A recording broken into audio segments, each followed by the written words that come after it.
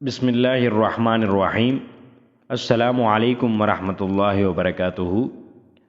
حدیث کا مفہوم حضرت عثمان غنی رضی اللہ تعالی عنہ راوی ہیں کہ رسول اللہ صلی اللہ علیہ وسلم نے فرمایا کہ تم میں سے سب سے بہتر وہ شخص ہے جس نے قرآن سیکھا اور سکھایا۔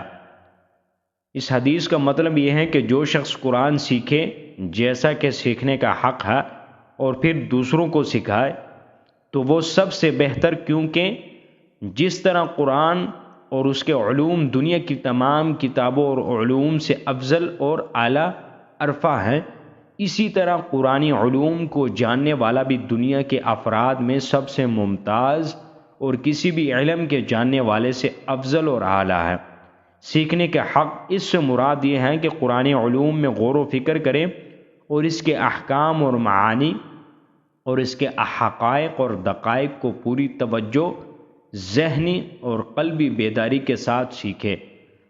اسی طرح نصیحت بری آموز احادیث سننے کے لیے ہمارے اس چینل کو سبسکرائب کریں، لائک کریں، شیئر کریں۔ اللہ عز و جل آپ کو جزائے خیر عطا فرمائے۔